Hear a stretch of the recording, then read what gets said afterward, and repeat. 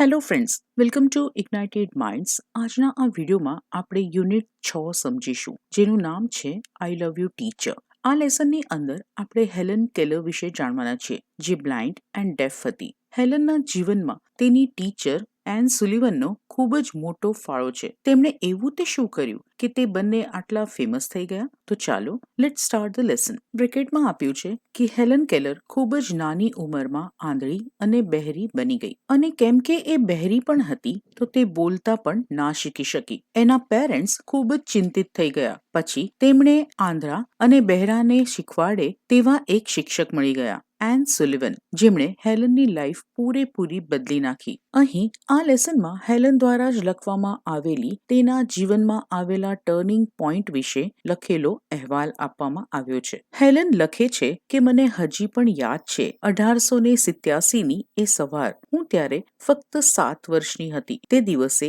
મારા teacher N સુલિવન અમારા ઘરે આવ્યા હતા. બીજે દિવસે તે મને તેમના રૂમમાં લઈ ગયા અને મને એક ડોલ આપી, એક ઢીંગલી આપી. હું થોડી વાર તો એ ઢીંગલી સાથે રમતી રહી, પણ પછી મિસ સુલિવને મારી હથેળી પર પોતાની આંગળીઓથી મૂવમેન્ટ્સ કરી, હલનચલન કરી. It was an exciting experience. એ એક ખૂબ જ રોમાંચક અનુભવ હતો. મને એ રમત એટલી બધી ગમી ગઈ કે હું પણ આંગળીઓથી હથેળીમાં મૂવમેન્ટ્સ કરવા લાગી. ઇમિટેટ કરવું એટલે નકલ કરવી. જ્યારે હું આંગળીઓની મૂવમેન્ટ્સ એન સુલિવન જેવી રીતે કરતા હતા તેવી જ રીતે કરવામાં સફળ થઈ તો હું ખૂબ જ ખુશ થઈ ગઈ. I was thrilled. પણ મને નહોતી ખબર કે એ આંગળીઓના મૂવમેન્ટ્સ દ્વારા હું મારા હાથમાં રહેલી ઢીંગલીને સ્પેલ કરી રહી છું. કેમ કે હેલનને દેખાતું અને સંભળાતું નહોતું તો તેને નહોતી ખબર કે તેના હાથમાં જે આપવામાં આવી હતી તેને ઢીંગલી કહેવાય, અને તે કેવી દેખાય તે પણ તેને નહોતું ખબર. આગળ હેલન લખે છે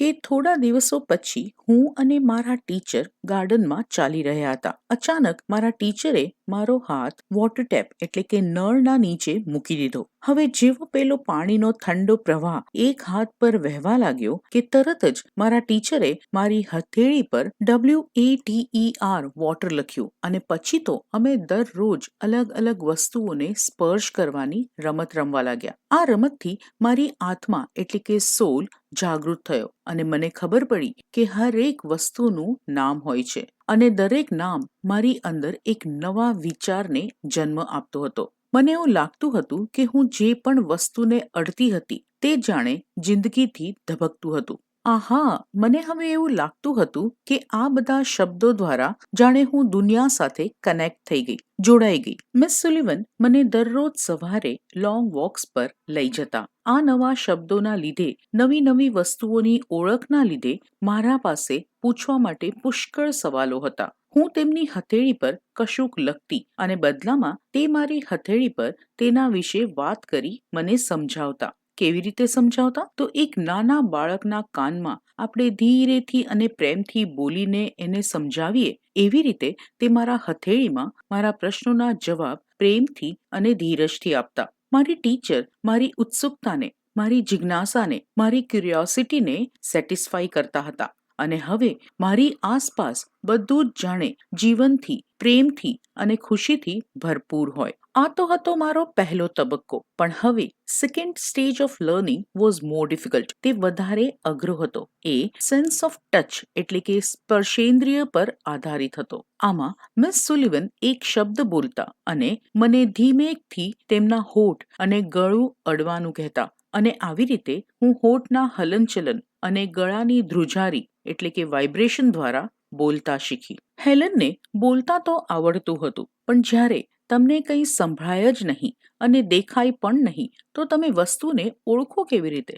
એટલે જ્યારે એને હોઠના હલનચલન અને ગળાના વાઇબ્રેશન દ્વારા શબ્દોની પકડ આવવા લાગી તો તે બોલતા શીખી. આવી રીતે શબ્દો સમજ્યા પછી જ્યારે હું પહેલો શબ્દ બોલી ત્યારે મારી ખુશીનો કોઈ પાર નહોતો. બાઉન્ડલેસ એટલે બાઉન્ડ્રી વગરનું, અનહદ. ડિલાઇટેડ એટલે ખૂબ જ ખુશ.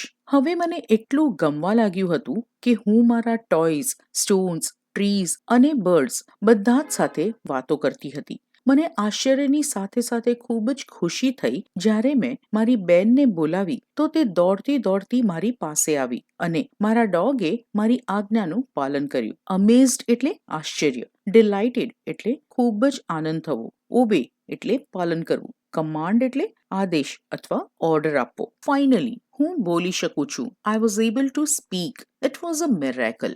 એ એક ચમત્કાર હતો. તે આગળ કહે છે કે જ્યારે હું સિરિયસલી એટલે કે ગંભીરતાથી ભણું છું કે સમજું છું ત્યારે તે ભણવાનું મને કાર્ય કરતા વધારે રમત લાગતી. આવું એને કેમ લાગતું હતું? કેમ કે એને દુનિયાને જાણવી હતી, એની ક્યુરિયોસિટીને સેટિસ્ફાઈ કરવી હતી. અને જ્યારે આપણે આપણું મનગમતું કાર્ય કરીએ ત્યારે એ એક કામ કરતા વધારે રમતનો અહેસાસ કરાવે. જ્યારે મને કશું પણ ગમતું અથવા કોઈ વસ્તુમાં મને રસ જાગતો તો મિસ સુલિવન પોતે મારા જેટલી એક નાનકડી છોકરી બની જતા અને મને મારી ભાષામાં સમજાવતા. તે સાયન્સ જેવા સબ્જેક્ટને પણ એટલો ઇન્ટરેસ્ટિંગ બનાવી દેતા કે મને બધું જ યાદ રહી જતું. ફાઇનલી મારા ટીચરે મને વાંચવા શીખવાડવાનું શરૂ કર્યું. તો પહેલા તો હું રેઝ્ડ લેટર્સ એટલે કે ઉપસેલા લેટર્સ શીખી અને પછી બ્રેઇલ દ્વારા વાંચવાનું શરૂ કર્યું. મને એટલો વાંચવામાં ઇન્ટરેસ્ટ થવા લાગ્યો કે મેં એક સામાન્ય અને બ્રેઇલ બંને ટાઈપના ટાઈપરાઇટર પર વાંચતા શીખી. હવે હું એક વેલ એજ્યુકેટેડ, જેને આપણે કહીએ સુશિક્ષિત, એક ભણેલી ગણેલી વ્યક્તિ બનવાના માર્ગ પર આગળ વધી રહી હતી. મને મારી એબિલિટીઝ એટલે કે ક્ષમતા ડેવલપ કરવાની એટલે કે વિકસાવવાની બધી જ તકો મળી રહી હતી અને પૂરી પાડવામાં આવી રહી હતી અને મેં એ મારી બધી જ તકોનો મેક્સિમમ એટલે કે મહત્તમ ઉપયોગ કર્યો. આગળ તે કહે છે કે આ બધાથી મારામાં એક જબરો આત્મવિશ્વાસ, એક જબરદસ્ત કોન્ફિડન્સ આવવા લાગ્યો અને પછી તો મેં અમારા એ વખતના પ્રેસિડેન્ટ ક્લેવલેન્ડની વ્હાઇટ હાઉસમાં મુલાકાત પણ લીધી. આગળ તે કહે છે કે 1890માં હું આશરે 10 વર્ષની હોઈશ ત્યારે મેં પરકિન્સ કરીને એક ઇન્સ્ટિટ્યુશનમાં પ્રવેશ લીધો. મૂવ્ડ ટુ એટલે શિફ્ટ થવું, પણ અહીં એડમિશન લેવું. પરકિન્સ સ્કૂલ એ યુનાઇટેડ સ્ટેટ્સમાં બ્લાઇન્ડ લોકો માટેની સ્કૂલ છે. હવે અહીં આ સ્કૂલમાં એડમિશન લીધા પછી પણ મિસ સુલિવન મને ભણાવતા. તેમણે મને ભણાવવાનું કન્ટિન્યુ રાખ્યું. અહીં આ સ્કૂલમાં મેં બીજા બ્લાઇન્ડ છોકરાઓ જોડે દોસ્તી કરી. ધીરે ધીરે મારી એકલતા દૂર થવા લાગી અને મારા લર્નિંગમાં સુધારો થવા લાગ્યો. મારા અભ્યાસમાં એટલી પ્રગતિ થવા લાગી કે મેં લેટિન અને જર્મન ભાષા શીખી અને એરિથમેટિક એટલે કે અંકગણિત પણ શીખ્યું. હવે યાદ રાખો કે 1890માં તેણે પાર્કિન્સ ઇન્સ્ટિટ્યુશન જોઈન કર્યું અને 1896માં તેણે મેસેચ્યુસેટ્સની કેમ્બ્રિજ સ્કૂલ ફોર યંગ ગર્લ્સમાં એડમિશન લીધું. હવે આ સ્કૂલમાં એડમિશન લેવું અને એડમિશન મળવું એ એક ગ્રેટ અચીવમેન્ટ હતું મારા જેવી છોકરી માટે જે બ્લાઇન્ડ હતી, ડેફ હતી અને વાતચીત કરવા માટે ભાગ્યે જ જેનો અવાજ નીકળી શકતો. ત્યાં આગળ મેં સ્ટોરીઝ અને પોએમ્સ લખવાનું શરૂ કરી દીધું. હવે અહીં કેમ્બ્રિજ સ્કૂલમાં મારી જ્યારે એક્ઝામ શરૂ થવાની હતી તેના થોડા સમય પહેલા જ આઈ લોસ્ટ માય ફાધર. મારા પિતા મૃત્યુ પામ્યા. આવી સ્થિતિમાં હું ઇમોશનલી ડિસ્ટર્બ થઈ ગઈ, પણ તેમ છતાં I did my best in the examination. હવે હેલનને કેવી ટેવ હતી કે એની ટીચર મિસ સુલિવન બધી જ જગ્યાએ એની જોડે આવતી અને જેણે તમને બધું જ શીખવાડ્યું હોય તે તમારી સાથે હોય તો ઓટોમેટિકલી તમે કોન્ફિડન્ટ જ હો, રાઈટ? કે બધું બરાબર જ થશે. અને એટલે જ મિસ સુલિવન હેલનની સાથે પર્કિન્સ ઇન્સ્ટિટ્યુશનમાં, કેમ્બ્રિજ સ્કૂલમાં બધે જ સાથે હતા. પણ એક્ઝામમાં તો કોઈને સાથે લઈ જવાની પરમિશન હોય નહીં. તો હવે એને ખબર કેમ પડે કે શું લખ્યું છે? કેમ કે એ જોઈ નહોતી શકતી અને કોઈ વાંચી સંભળાવે તો તે સાંભળી નહોતી શકતી. તે આગળ લખે છે કે મારી ટીચર એક્ઝામિનેશન હોલમાં મારી સાથે આવી શકે તેમ નહોતું. તો ત્યાં હોલમાં એક ટીચરે મારા હાથમાં પ્રશ્નો લખ્યા અને મેં બધા જવાબો ટાઈપ કર્યા. અને જ્યારે મારી આ એક્ઝામનું રિઝલ્ટ ડિક્લેર થયું તો I was very happy to here. હું બધા જ સબ્જેક્ટ્સમાં પાસ થઈ ગઈ છું. હવે 1896 પછી 1900ની વાત આવી. તે લખે છે કે 1900માં રેડક્લિફ કોલેજનો પહેલો દિવસ મને યાદ છે. હું જાણતી હતી કે મારા રસ્તામાં, માર્ગમાં ચેલેન્જીસ એટલે કે પડકાર હતા, પણ હું એ પડકારો પર વિજય મેળવવા ઉત્સુક હતી. મને તો કંઈ સંભળાતું નહીં, એટલે જ્યારે પ્રોફેસર્સ લેક્ચર્સ આપતા ત્યારે મને એમ થતું કોઈ દૂરથી ટેલિફોન પર વાતો કરી રહ્યું છે. જે પણ લેક્ચર્સ પ્રોફેસર્સ આપતા તે મારા હથેળી પર લખવામાં આવતા. હવે જસ્ટ ઇમેજિન કેટલું સ્પીડમાં લખાતું હશે અને કેટલી સ્પીડમાં એને સમજવામાં આવતું હશે. કન્ટિન્યુ કરીએ તો કોલેજમાં જે કાંઈ પણ ભણ્યું કે સમજ્યું હોય તે હું ઘરે જઈને જેટલું યાદ રહે તેટલું ટાઈપરાઇટરમાં ટાઈપ કરીને યાદ કરી લેતી. હિયર એટલે કે આ કોલેજની અંદર I began to write about my life. મેં મારી જિંદગી વિશે લખવાનું શરૂ કર્યું. મેં મારી જિંદગી વિશે બ્રેઇલ અને નોર્મલ બંને ટાઈપરાઇટર પર લખી અને આ મારા જીવન વિશેની સ્ટોરીને એડિટેડ એટલે કે સંપાદન કર્યું જ્હોન મેસીએ. એડિટ કેમ કરવું પડે? કેમ કે આપણાથી લખવામાં કંઈ ભૂલ થઈ ગઈ હોય કે સ્પેલિંગમાં ભૂલ થઈ ગઈ હોય વગેરે વગેરે. અને 1903માં મારું આ લખાણ પબ્લિશ થયું, પ્રકાશિત થયું in a magazine and I was paid four it. હવે આગળ તે કહે છે કે જેટલી આખી માનવજાત ઋણી છે ગુટેનબર્ગની, એટલા જ અમે બધા અંધ લોકો પણ ઇન્ડેપ્ટેડ એટલે કે ઋણી છે લુઈસ બ્રેઇલના. ગુટેનબર્ગ કોણ હતા? તો ગુટેનબર્ગ એ એક જર્મન ઇન્વેન્ટર હતા. તેમણે શું ઇન્વેન્ટ એટલે કે શોધ કરી હતી? તો he invented the first printing press in Europe. અને ગુટેનબર્ગના કારણે જ આજે આપણે બુક્સ અને ન્યૂઝપેપર્સ વાંચી શકીએ છીએ. આગળ તે કહે છે કે 28 જૂન 1904માં હું રેડક્લિફ કોલેજમાંથી ગ્રેજ્યુએટ થઈ.